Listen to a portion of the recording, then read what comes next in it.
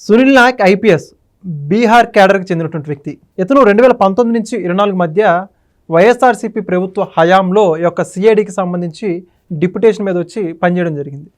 అందులో భాగంగా రఘురామకృష్ణరాజు గారు ఎవరైతే మాజీ ఎంపీ, ప్రస్తుత ఆంధ్రప్రదేశ్ డిప్యూటీ స్పీకర్ అయినటువంటి రఘురామకృష్ణరాజు గారి కస్టోడియల్ టార్చర్ కేసుకు సంబంధించి ఇతను కూడా ఒక ప్రధాన ముద్దాయిగా ఆరోపణలు ఎదుర్కొంటున్నారు. ఎట్టకేలకు ఈ కేసుని విచారించినటువంటి ఆంధ్రప్రదేశ్ పోలీసులు బీహార్కి వెళ్ళి అక్కడ ఇతను అరెస్ట్ చేశారు. నిన్న రోజున అక్కడ కోర్టు ముందు కూడా హాజరుపరిచినటువంటి పరిస్థితి. అయితే ఒక కోర్టు అతను విడుదల చేసిన తర్వాత అతను ఒక ట్వీట్ చేశాడు. మొత్తానికి అతను పెట్టిన ట్వీట్ ఏంటి, ఇదే అంశానికి సంబంధించి మరిన్ని విషయాలు తెలుసుకోవడానికి మనతో ఉన్నారు ప్రముఖ రాజకీయ విశ్లేషకులు అంకమరావు గారు. సార్ నమస్కారం అండి. నమస్తే సార్, ఈ సునీల్ నాయక్ ఐపీఎస్ బీహార్ క్యాడర్కి చెందినటువంటి వ్యక్తి రఘురామకృష్ణరాజు గారి కస్టోడియల్ టార్చర్లో ఇతను కూడా ఒక పాత్ర, చాలా ప్రధానమైన పాత్ర పోషించారని చెప్పేసి విచారణలో తేలినటువంటి నేపథ్యంలో ఆంధ్రప్రదేశ్ పోలీసులు ఎక్కడి నుంచి అక్కడికి వెళ్ళి పీటీ వారెంట్ మీద అక్కడ అరెస్ట్ చేసిన తర్వాత అక్కడ స్థానిక కోర్టులో హాజరుపెట్టిన నేపథ్యంలో అతనికి రిమాండ్ వేయకుండా విడుదల చేశారు. ఆ తర్వాత అతను ట్వీట్ వేశాడు, నన్ను అన్యాయంగా ఈ కేసులో ఇరికిస్తున్నారు, అసలు నేను ఏ తప్పు చేయలేదు, నా మీద కుట్రపూరితం అని చెప్పేసి మొత్తం ట్వీట్ వేయడం జరిగింది.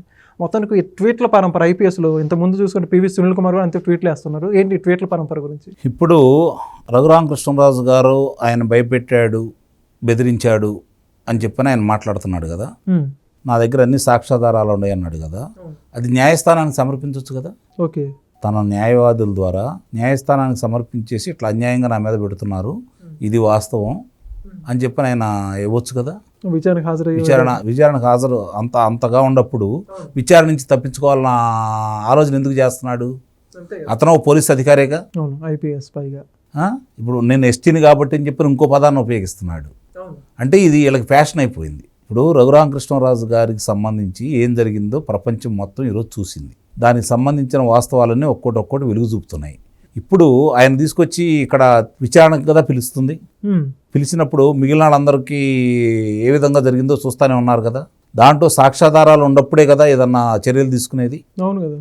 నా దగ్గర ఆధారాలు ఇవి, నన్నే ఇలా బెదిరించారు, జగన్మోహన్ రెడ్డి పేరు చెప్పమని చెప్పని కావాలని చెప్పి నన్ను బెదిరించారు, ఇదిగో నా దగ్గర ఉన్నటువంటి ఆడియో వీడియో అని చెప్పని ఆయన చెప్పొచ్చు కదా. మరి ఏమీ చెప్పకుండా ఇప్పుడు అక్కడ కూడా జరిగిందేంటి, ఏమని చెబుతున్నారు? అక్కడికి వెళ్ళి న్యాయస్థానంలో అక్కడ జరిగినవన్నీ కూడా చూసుకుంటా ఉంటే చాలా విచిత్రంగా ఉంది. 2 నిమిషాల్లో ముగించారు విచారణ. ఓకే, 2 నిమిషాల్లో. మన పోలీసులు చుట్టూ అక్కడ లాయర్లు, అక్కడ పోలీసులు ఉండి వాళ్ళు రిమాండ్ రిపోర్టు, డైరీ మనకి ఇవ్వలేదని చెప్పని న్యాయస్థానాన్ని కూడా తప్పుదోవ పట్టించారని చెప్పని మనకి వార్తల్లో వస్తూ ఉన్నాయి. అంటే అతను ఏ విధంగా ప్రభావితం చేయగలడో చూస్తున్నాం కదా మనం అక్కడ పక్క రాష్ట్రాల్లో ఉండి. ఇప్పుడు అలాంటి వాడు శుద్ధపోస అని చెప్పి మనం ఎలా నమ్మగలం? న్యాయస్థానాన్నే తప్పుదోవ పట్టించే విధంగా అతను వ్యవహరిస్తున్నాడు అంటే మనం ఏ విధంగా చూడాలి? అంటే అక్కడ జగన్మోహన్ రెడ్డి డిప్యూటేషన్ మీద తెచ్చుకున్నాడు కదా, అతన్ని పక్క రాష్ట్రం నుంచి అక్కడ పిలిపించుకున్నాడు కదా. పిలిపించుకున్నప్పుడు అతను జగన్మోహన్ రెడ్డికి ఏ విధంగా సహకరించాడు? రఘురామకృష్ణరాజు గారు ఆనాటి లోక్సభ సభ్యుడైనా కూడా వాళ్ళు ఏ విధంగా ఆయన్ని ట్రీట్ చేశారు, కస్టోడియల్ టార్చర్ ఏ విధంగా చేశారు, అన్ని వివరాలు ఆయన సమర్పించిన తర్వాత ఏదైతే సికింద్రాబాద్లో ఉన్నటువంటి సైనిక వైద్యశాలలో ఆయన మీద దాడి జరిగిందని చెప్పి ఇచ్చిన తర్వాతే కదా ఆయన వదిలేసింది, బెయిల్ వచ్చింది. అంటే అంత స్పష్టంగా ఆయనకు బెయిల్ ఇచ్చిన తర్వాత వీళ్ళు అర్ధరాత్రి పాటు ఇప్పుడు ఈ రఘురామకృష్ణరాజు గారిని తీసుకొచ్చినట్టు తీసుకురాలేదుగా. చట్టబద్ధంగా న్యాయబద్ధంగా అతనుకున్న హక్కుల్ని ఎక్కడా కూడా విఘాతం కలిగించకుండా కాపాడుతూనే ముందుకెళ్తున్నారు కదా వీళ్ళు. ఎక్కడికక్కడ అందరికీ, ఒక్కరికే కాదు కదా, ముందస్తుకు పిలుస్తున్నారు, అందరూ అదే విధంగా చేస్తున్నారు కదా. అంటే ఇక్కడ రఘురామకృష్ణరాజు గారికి సంబంధించినంత వరకు ఆ రోజు లోక్సభ సభ్యుడు, ఈ రోజు ఉపసభాపతి. మరి అలాంటి వ్యక్తి పెట్టిన కేసుకే సంబంధించి వీళ్ళు ఈ విధంగా నాటకాలు ఆడుతున్నారు అంటే ఆయన చెప్పింది అక్షర సత్యం అని చెప్పని ఈరోజు న్యాయస్థానం నమ్ముతుంది, విచారణ సంస్థలు నమ్ముతున్నాయి, అందుకనే ముందుకెళ్తున్నాయి. ప్రజలైతే స్పష్టంగా అర్థమైపోయింది. ఆయన కాలికి ఆ రోజు కందిపోయిన గాయాలు కావచ్చు, ఆయన నడవలేని స్థితి కావచ్చు, యావత్ ఆంధ్ర రాష్ట్ర ప్రజలందరూ కూడా చూశారు. పుట్టినరోజు నాడే ఆయన చంపేయాలని చెప్పని రఘురామకృష్ణరాజు గారిని వాళ్ళు చేసిన ప్రయత్నాలకి వీళ్ళందరూ సహకరించారనేది వాస్తవం. ఈరోజు నిజంగా కనుక మీరు వచ్చి ఈ సునీల్ నాయక్ అనే అతను వచ్చేసి ఏం జరిగిందో వివరంగా చెప్పి ఆయన మాట్లాడిన అన్నీ కూడా ఆధారాలు ఉన్నాయి అంటున్నాడు కదా, న్యాయస్థానానికి సమర్పిస్తే ఈరోజు ఈ యొక్క దోబూసలాట ఆడే అవకాశం లేకుండా పోతుంది కదా. ఎందుకు ఈ దోబూచుల ఆటకి మీరు తెర లేపుతున్నారు? ఎందుకు మీరు చట్టం ముందు తప్పించుకోవాలని ప్రయత్నం చేస్తున్నారు? న్యాయస్థానం దగ్గర రావడానికి మీకు అంత భయం ఏంటి? ఏ తప్పు చేయకపోతే ఈరోజు 30 రోజులు మీకు వెలుసుబాటు ఇచ్చిందని చెప్పి సంబరాలు చేసుకుంటున్నారు, ట్వీట్ పెట్టావు. ఇంతటితోటి ముగిసిపోతుందా? అంటే అక్కడ స్థానిక పోలీసులు తప్పుదోవ పట్టించే విధంగా న్యాయస్థానాన్ని తప్పుదోవ పట్టించారని చెప్పని అర్థమైపోతూ ఉంది. దాన్ని రేపొద్దున సుప్రీం న్యాయస్థానంలో వీళ్ళు కనుక సవాల్ చేశారనుకోండి, మీ పరిస్థితి ఏంటి? రేపొద్దున అక్కడికి కూడా వచ్చి మీ పోలీసులు వచ్చేటాన్ని చేస్తారా? అప్పుడు ఎవరు రక్షిస్తారు ఇతన్ని? ఇవన్నీ రేపు న్యాయస్థానం పరిగణలోకి తీసుకోదా? ఆ తీసుకున్నప్పుడు ఆ చర్యలు ఎంత తీవ్రంగా ఉంటాయి? వదిలిపెడతారా ఇంతటితోటి?